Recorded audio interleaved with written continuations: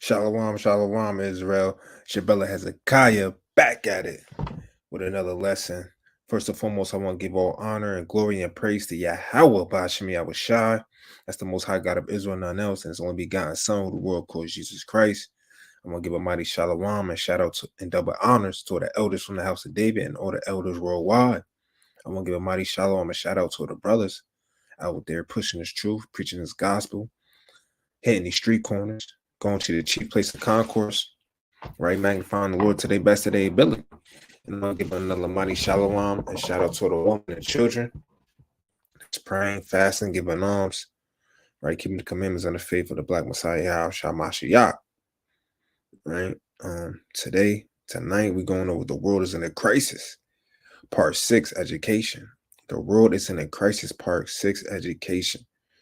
Right? This is part 6 of the 8-part series, right? Going over the 8 levels of control that the 1%, that the globalists, right? That the quote unquote elite Edomite coalition, the Illuminati, your Rothschilds, your Rockefellers, your Bilderbergs, your Astors, right? That they want to implement, how they want to control the world, right? We went over healthcare, poverty, debt, gun control, welfare, right? Now we're going over education, right? The power structure, right? They needed to create a new standard, right? To control, right?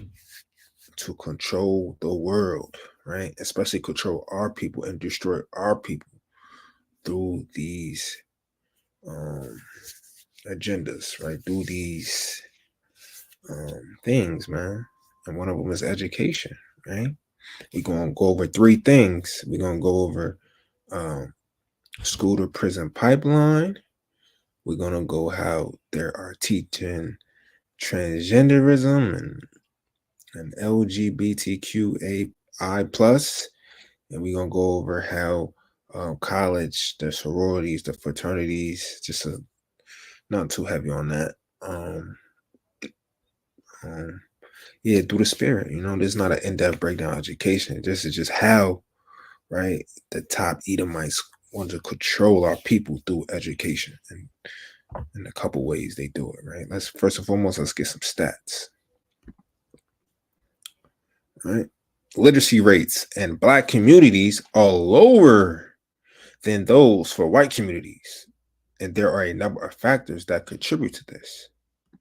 Right? Low literacy rates for Black adults, according to a 2019 report from National Center for Education Stats, 23% of Black adults in the United States had low literacy compared to 35% of white adults. Low literacy rates for Black students, according to the National Assessment of Education, Educational Progress, Slovakia, 85% of Black 8th graders lack proficiency in reading and math. So they are reading at a 3rd grade to 5th grade level, 8th graders. In 2019, only 6% of Black 12th graders were reading at the proficient level, and only 1% were reading at the advanced level, right? Historical factors. In the antebellum South, only 10% of enslaved people were literate. After abolition, most southern states outlawed teaching African Americans to read. Some experts say that racism is embedded in the policies and practices that impact the education that people receive. So you see how slavery started the down spiral, this madness of our people not knowing how to read, not wanting to read, right? It says this is sad, 6% of Black 12th graders are reading at a 12th grade level. That is sad, man. Okay? And I'm going to give you one of the reasons why. The school to prison pipeline. All right? Let's get into it. Bear with me.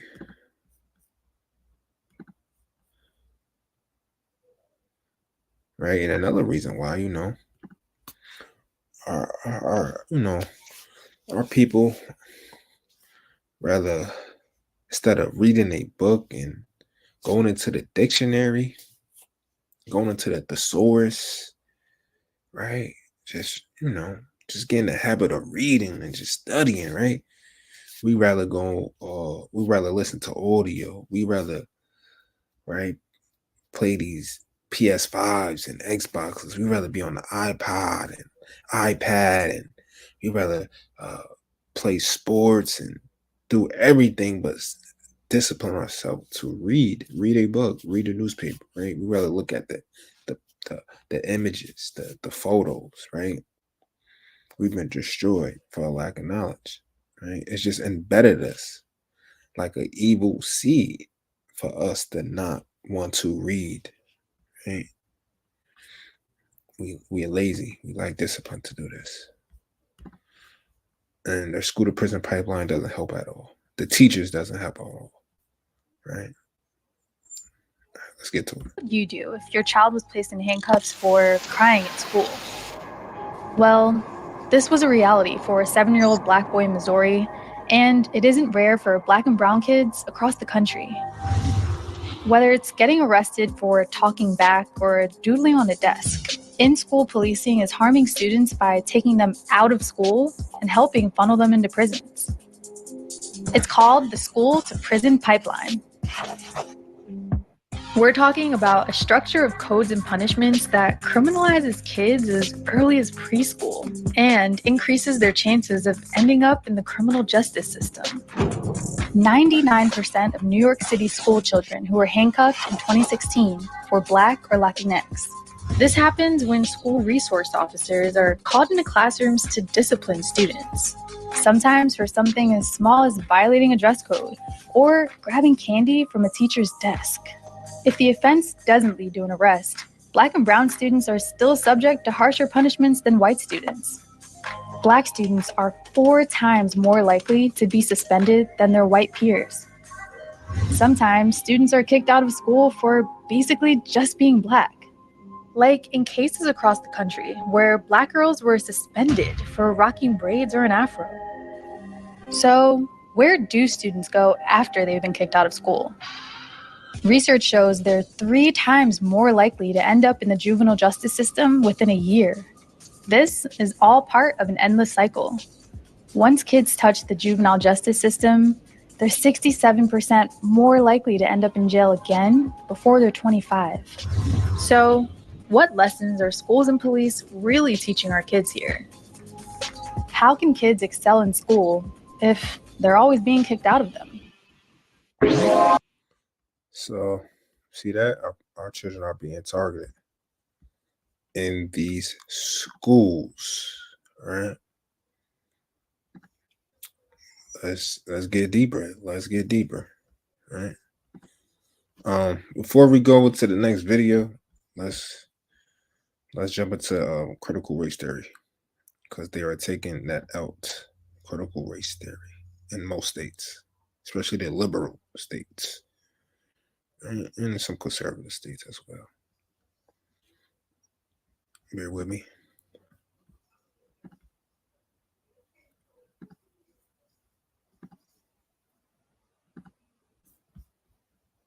All right. So, critical race theory, CRT, is a framework for examining how laws, social practices, and policies shape and are shaped by racial inequalities.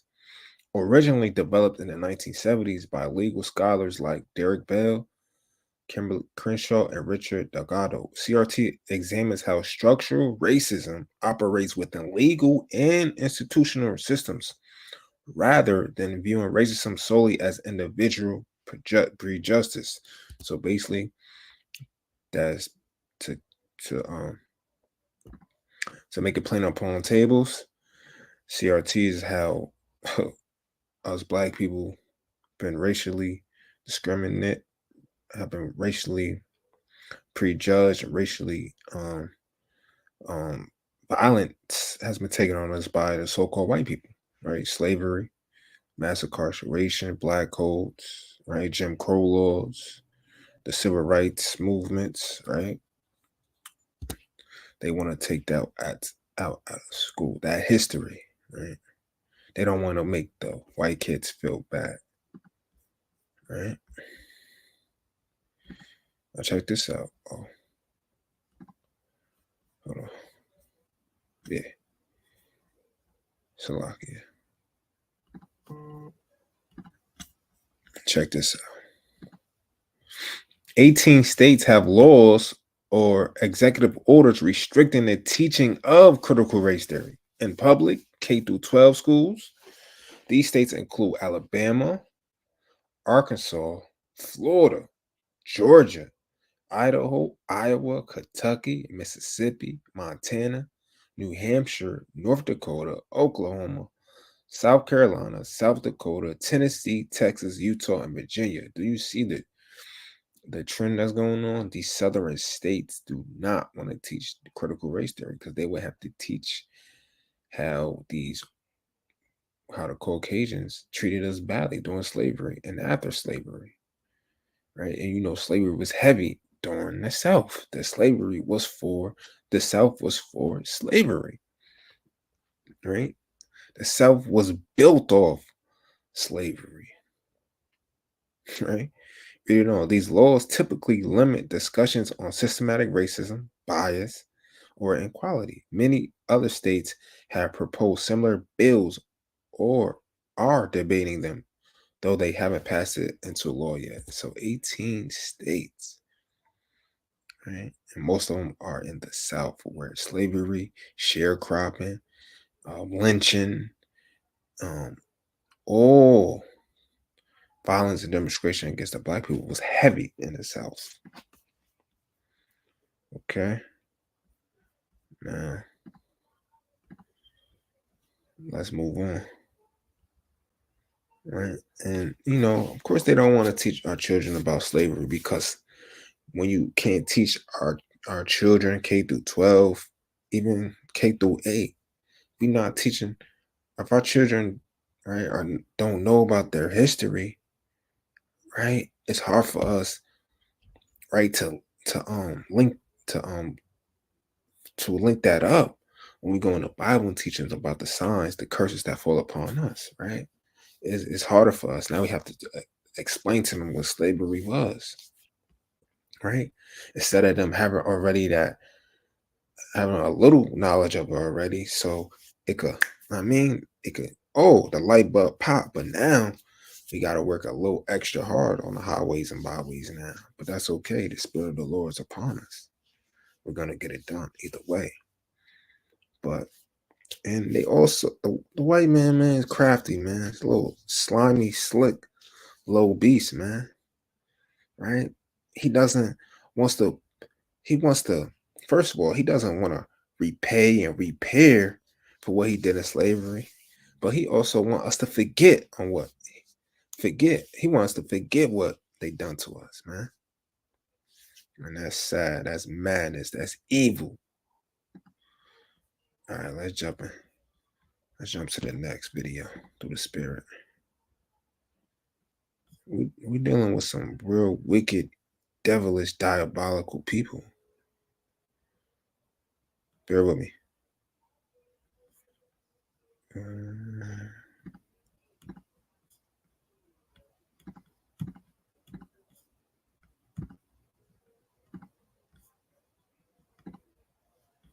right.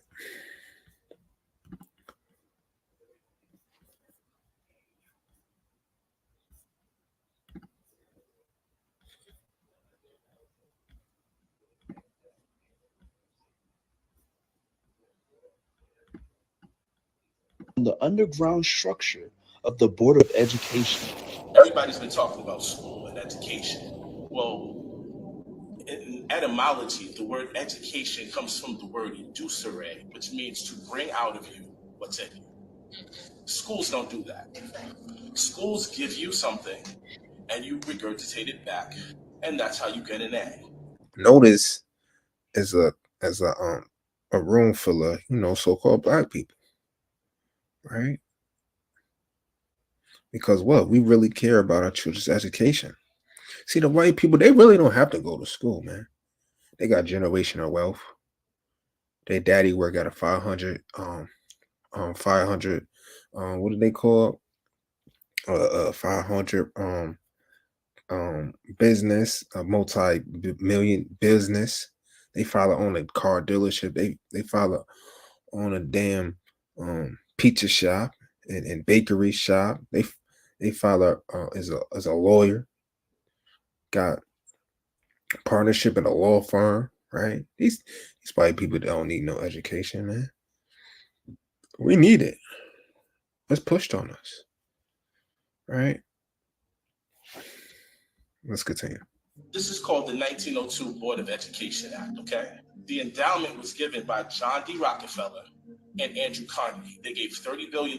They actually owned the public school system, okay? And I'm going to read to you what their mission was. It says, prior to the late 1800s, education was private practice that took place in private institutions or through home schooling. That all changed in 1902 when John D. Rockefeller created the General Education Board in conjunction with Frederick T. Gates. Now, who was Frederick T. Gates? Have you ever heard of Bill? That's Frederick T. Gates is his grandfather.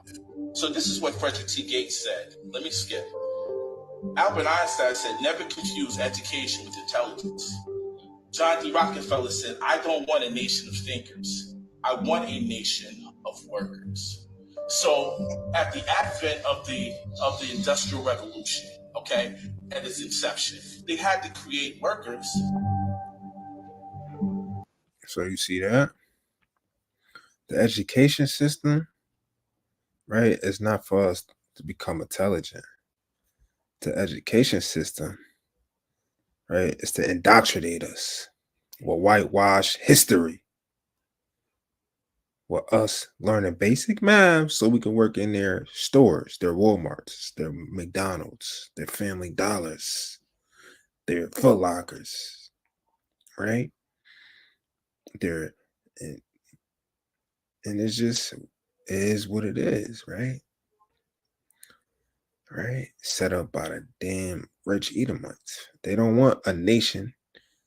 They especially don't want the Israelites. They don't want the Israelites to be entrepreneurs, free thinkers, right? They want us to be workers, slaves, maintenance men, trash pickers, right? Okay, right, and that's what the schools in the black communities lack, man. They lack schools that teach you trades, right? How to be a mechanic, how to be an engineer, things like that. Now I'm about to show y'all a book. All right. Bear with me.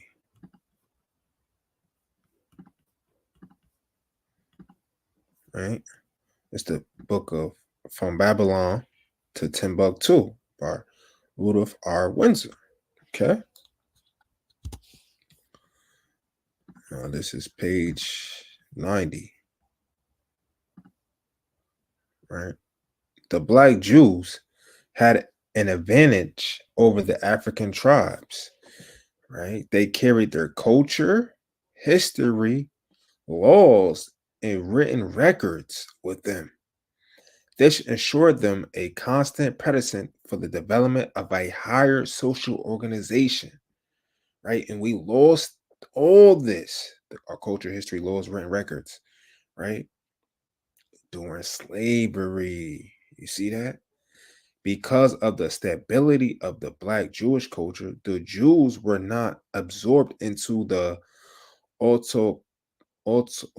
bear with me, autonomous population. In fact, the Jews absorbed some of the native tribes. The Jews made use of every opportunity.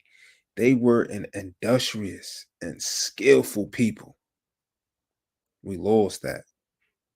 In the Jewish Ghanaian states were found kings, princes, governors, generals, secretaries, treasurers, revenue agents, judges, architects, engineers, doctors, historians, language interpreters, mathematicians, jewelers, sculptors, masons, carpenters, painters of art, goldsmiths, leather workers, potters, armorers, saddlers, blacksmiths, agriculturists, etc.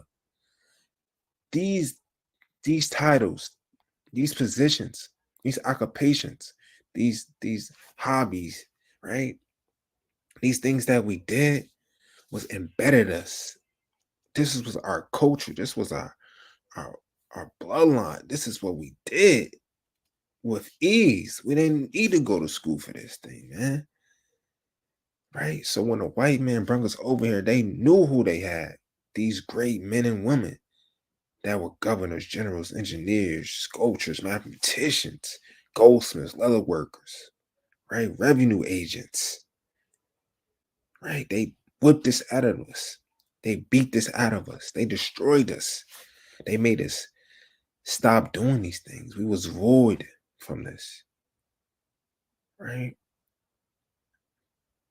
Why we don't have these programs in our communities today? All that money they send into Ukraine and so-called on the land of Israel right now to the small hats and whatnot, why they can't use that to have these trade schools, these programs in our communities? Why is not a carpenter program after school? Why is there's not free aid for Black doctors, Black engineers, Black architects in our communities? Right? You see that?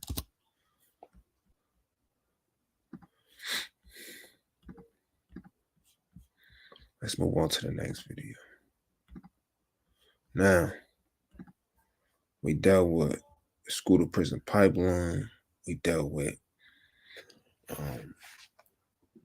our communities not having schools of trade so we could better ourselves, right? So we won't have to go online and apply the application to a part-time, full-time, low-paying job while we working for somebody, while we barely making ends to meet. We don't have these programs so we could employ ourselves, right? So we could pass down these jobs. We could have generational wealth. We could have a family business, a legal family business of architects, goldsmiths, right? Revenue agents, jewelers, right? Mathematicians, right? These things are nowhere in the community. Now we just got drug dealers, rappers, ball players, prostitutes, and strippers, man, and content creators, man, and OnlyFans models, man, and scammers. You see, it's all a scheme, man. It's all crafty counsel against our people, man. We went from engineers to damn Pablo Escobar, man. We went from mathematicians to a damn street farmers, man, pushing pills and white girl, right? But anyways, man, let's move on. Now check this out.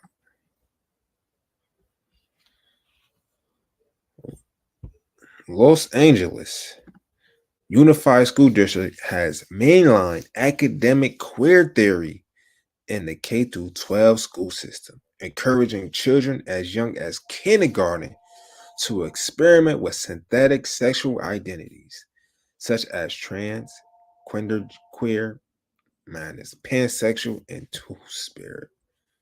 This is crazy. Let's watch the video, a little bit of it. This is now instructing teachers to educate children starting in kindergarten to experiment with non-binary pronouns, just to kind of destroy human civilization and throw it all into chaos and confusion. That's actually happening. By the way, why is a school talking to your kindergartners about sex? Shouldn't they be in prison for doing that? Yes, they should be. Chris Rufo has proved this is going on. He's obtained several documents from the district's equity department. He joins us tonight. Chris, thanks so much for coming on. Tell us what exactly is going on here, if you would. So what's happening is that public school bureaucrats across the country, in this case in Los Angeles, have taken the principles of academic queer theory and then turned them into a K through 12 pedagogy.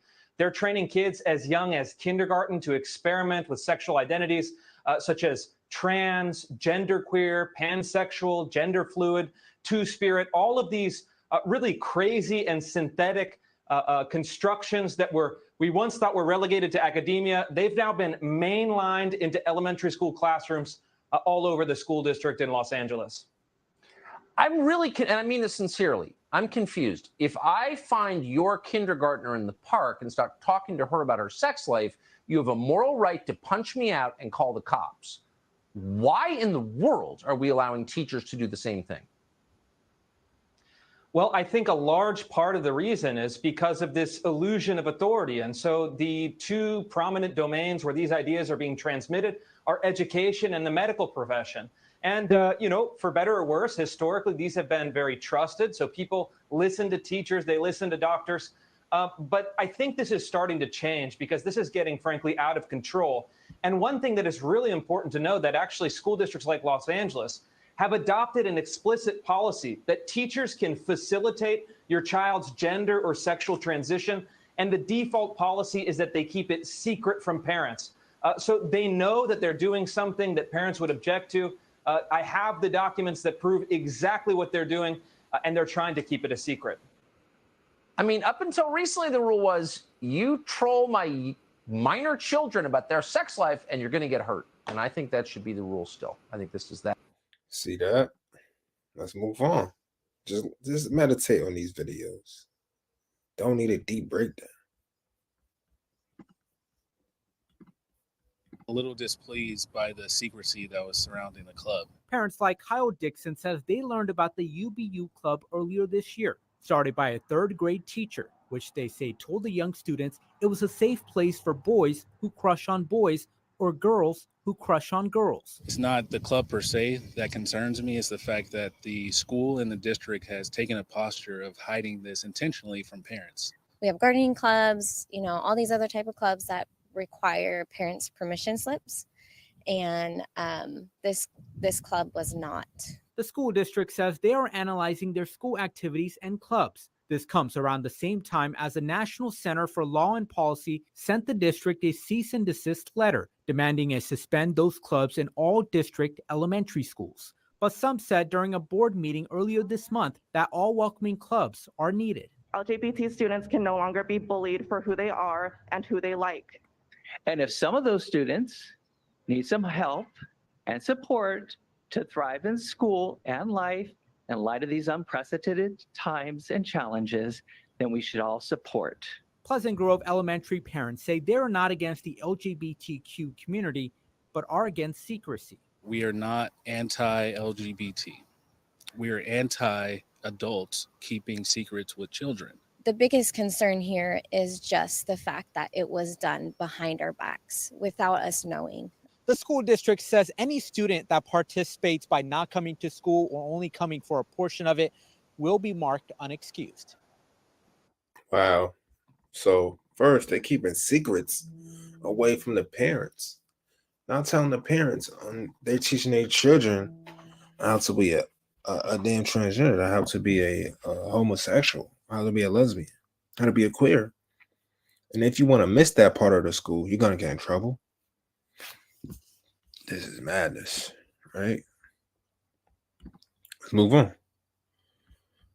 California school has secret LGBTQ club for elementary students.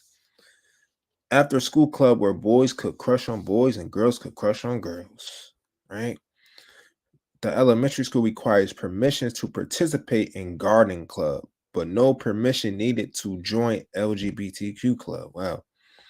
This board has helped to create district culture which both encourages child sexualization and hides it from parents. I'm gonna read that again. It encourages these schools encourages child sexualization and hides it from parents. Just a small problem with a stranger having secret sexual conversations with their 8-year-old. Let's play the video.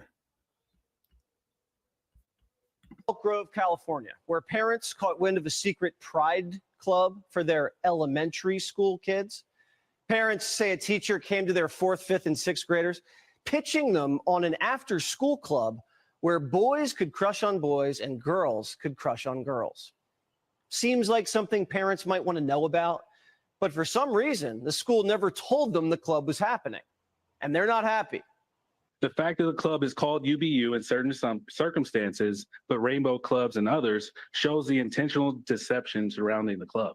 This elementary school requires permission to participate in gardening club, but somehow this club got lost in the shuffle of things, according to the principal. Again, this board has helped to create a district culture which both encourages child sexualization and hides it from parents. Just a small problem with a stranger having secret sexual conversations with their 8-year-old. Elk Grove, California, where parents... Yup.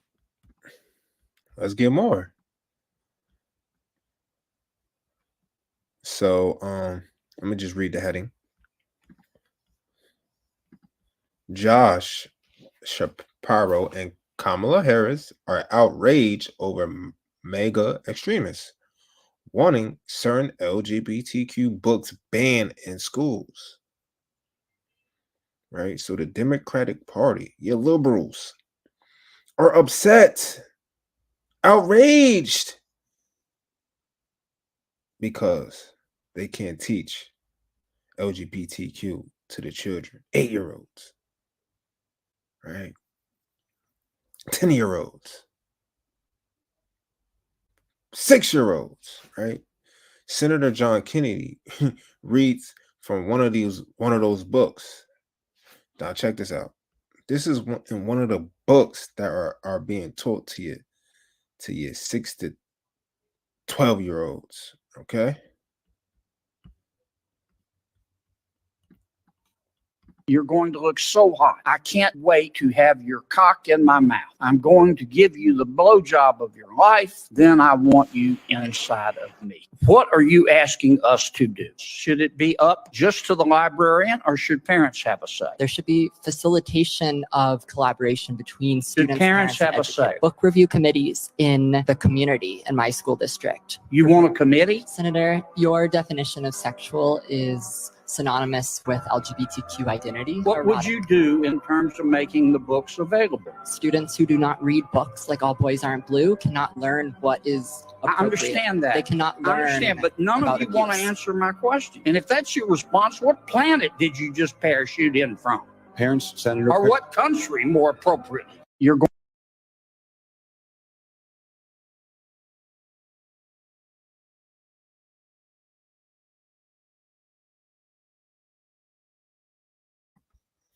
You see that?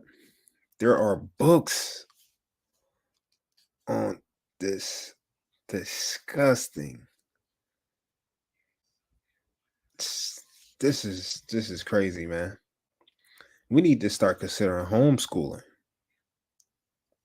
Right? And that's why we need to come together as Black, Hispanics, Native Americans, as Israelites, as the real Jews in the Bible. This is one of the main reasons why the Most High said, gather yourselves together, O nation not desired. We need to have a bunch of home schools, right? So we could teach our children. We could motivate our children to read, right? Right? To become better than our ancestors, man. To not be defiled, to not be polluted by these liberal push school systems that's teaching this madness, man. This is crazy. This stuff should be taught by their parents, man. Not a stranger. right? Supposed to be teaching your students how to do algebra, how to how to how to not this, man. This is crazy. Let's move on. Here we go.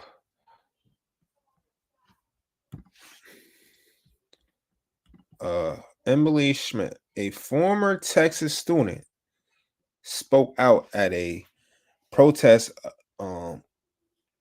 LGBTQ propaganda book, Lily and Duncan, being available to kids. Emily talks about how she was groomed as a child by the school system to hate her own body and that she had to self-harm to be happy. Following her testimony, the school voted to keep the book available to students. Right? Our schools are grooming our children. Does that sound like control? Let's play this video. Emily Schmidt. Hi, I'd like to start off by thanking y'all for y'all's time. My name is Emily Schmidt. I am 25. I grew up not too far from here and graduated from PNG ISD. As a child, I was groomed to be trans. My school had a huge part in this. Did y'all just understand, comprehend what she just said? Her school groomed her, shaped her to be what the Most High created, from what the Most High created her to be. You know, even though just she might be an Edomite, we don't know, right? Don't worry about endless genealogies, but for sure, we know that this is being pushed on our children. You see the so-called two black parents right here. How many more is it? You think it is, man? This is being affected to older children, right?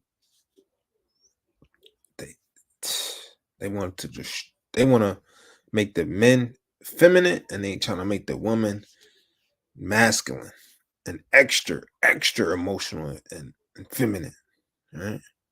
And independent. Right? Let's play it. Let's go back a little bit. Go back a little bit. All right. I grew up not too far from here and graduated from PNG ISD. As a child, I was groomed to be trans. My school had a huge part in this.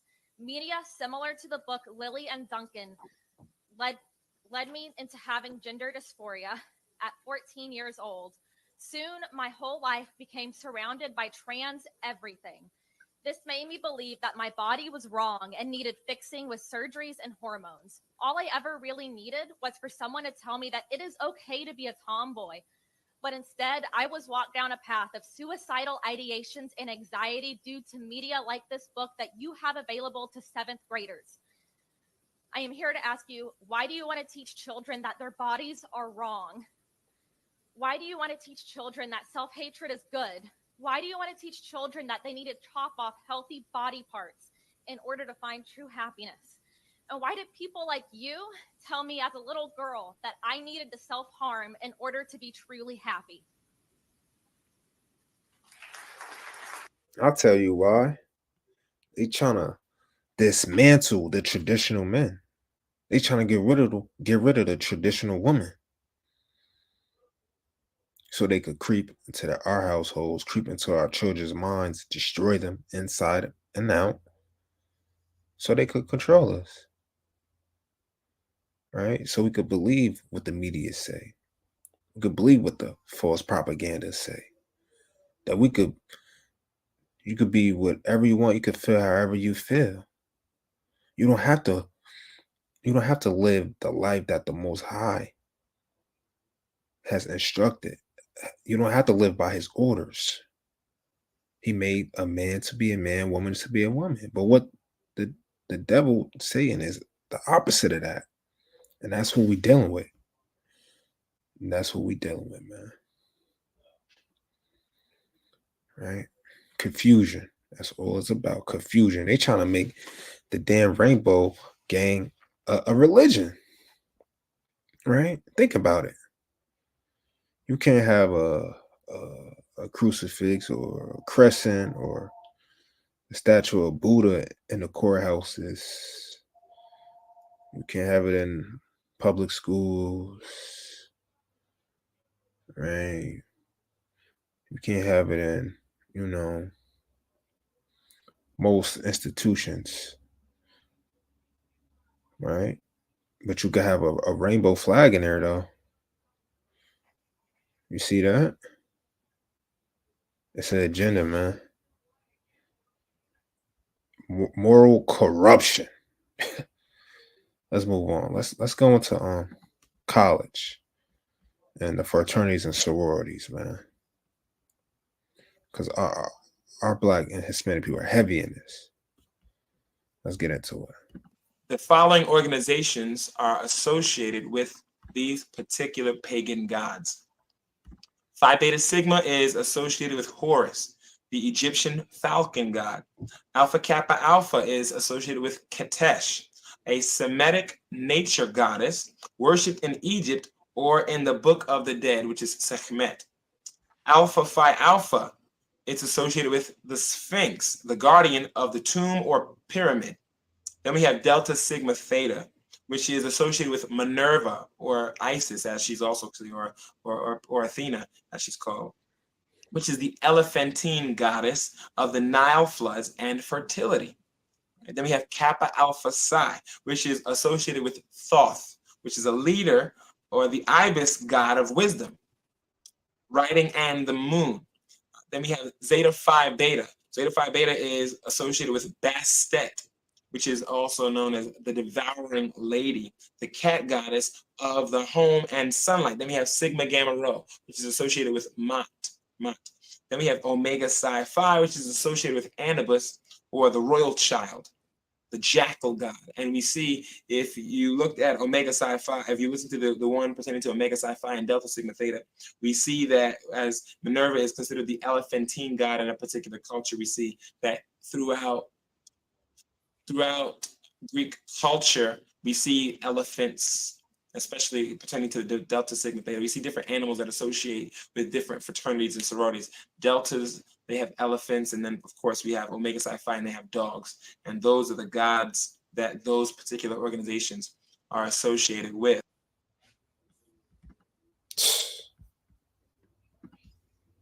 So we're dealing with idolatry and the college fraternities and sororities, right? And we dealing with changing of kind, fornication, sexual immorality, being taught to our children, K through 12. Man. You can't make this up, man. I got a quick precept. It's the book of Romans, chapter 1, I'm gonna start at verse 25.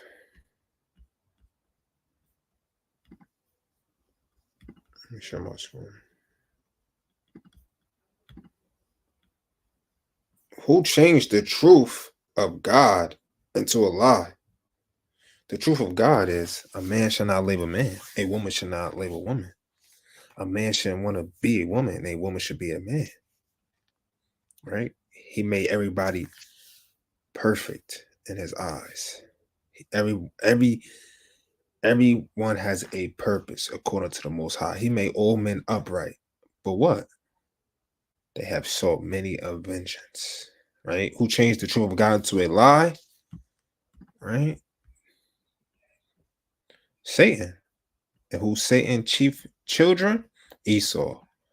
It started with the Egyptians. Right? Moved on to the Greeks, the Romans. Now it's heavy spirit of damn sexual immorality, perverseness in the so-called white man. Reading on, and worship and serve the creature more than the creator. Who does that? The sororities, the fraternities. We just seen it. Who was blessed forever. Amen. For this cause, God gave them up unto vile affections. For even their women did change their natural use. What's the natural use of a woman? To marry a man, to have children. Read it on. Into that which against nature. It's against nature to be scissoring, right? Verse 27, and likewise also the men, leaving the natural use of the woman, burn in their lust one toward another. Men with men working that which is unseemly. That's unseemly. That's not right. That's not prosperous. That's not good for men to be with men, right? And receiving in themselves the recompense of their error, which was meat, right? So it's not right to be a lesbian. It's not right to be a homosexual. That brings forth death. None, you can't regenerate. No life can come out of that lifestyle. Only diseases, right? Only violence, only mental illness and self-hate, self-shame, right? So in these last days, we gotta know that we gotta follow the Most High, Israel. And that's what the Most High have told us right here. Now, the Deuteronomy 6, verse 1. Now these are the commandments, the statutes, and the judgments which the Lord your God commanded to teach you, that you might do them in the land whether you go to possess it, that you mightest fear the Lord thy God, to keep all his statutes and his commandments, which I command you, and thy son, and thy son's son, or your daughter, or your daughter, and your daughter's son, or your daughters, all the days of thy life, that your days may be prolonged. Hear therefore, O Israel, and observe to do it, that it may be well with you, that you may increase mightily, as the Lord God of thy fathers have promised thee, in the land that flows with milk and honey. Verse 4. Hear, O Israel, the Lord our God is one Lord, right? We're not supposed to be following the so-called white man and his decrees, his philosophies, or damn transgenderism, or damn Greek gods and Roman gods, right? Sexual libertation. That's not in the Bible. Verse 6, and these words which I command you this day shall be in thy heart, right? Verse 7, and you shall teach them diligently unto thy children. Salakia. Teach them diligently unto thy children. That's what we need to do. We need to teach these commandments unto our children, right? I'm going to move to the next precept.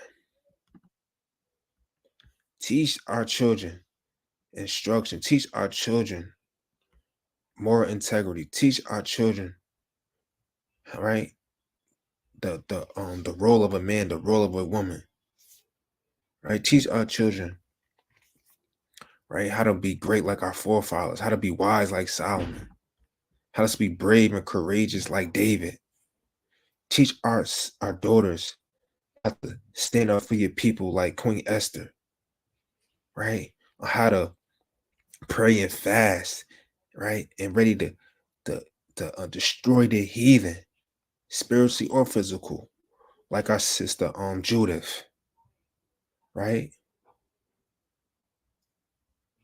We have to read these accounts, man, and come back to our true traditions, our true culture, right? The true spirit, right, of truth, of righteousness, of uprightness in these last days. It's the book of Psalms 78, verse 1. Give ear, O my people, to my law. Incline your ears to the word of my mouth. I'm going to jump down.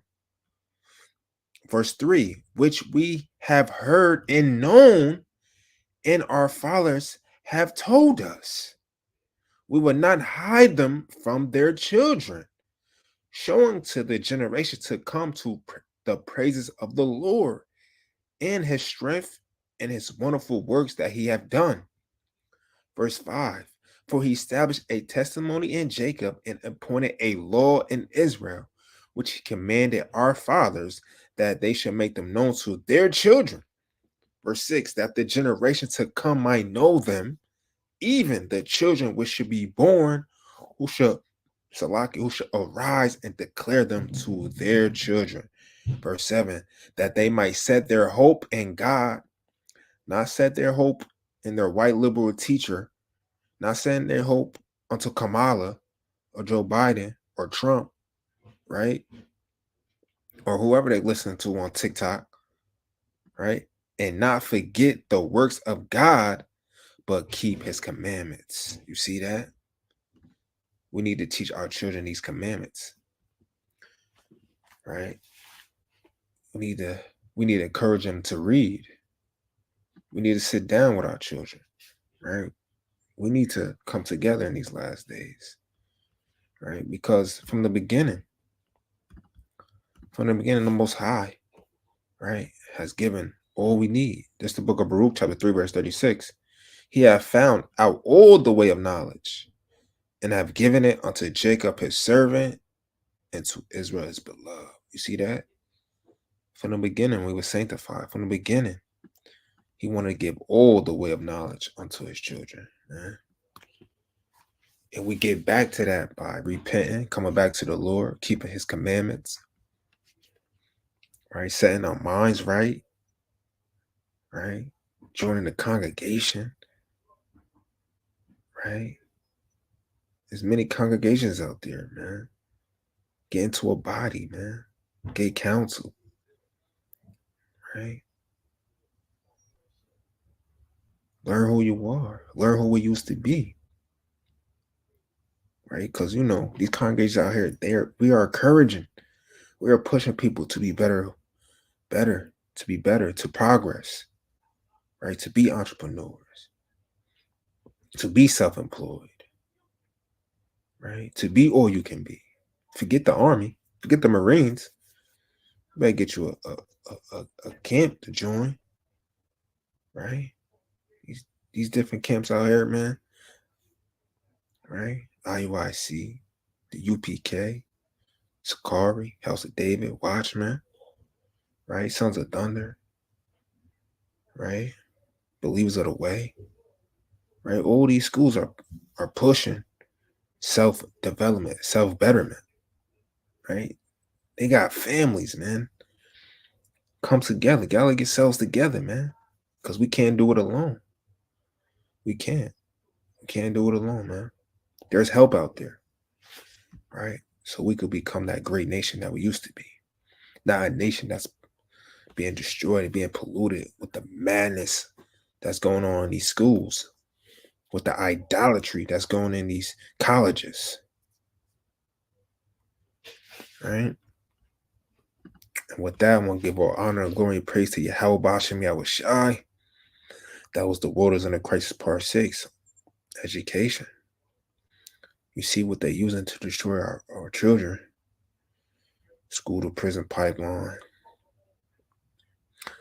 Pushing the LGBTQ sexual liberation in our schools, right? They taking away critical race theory.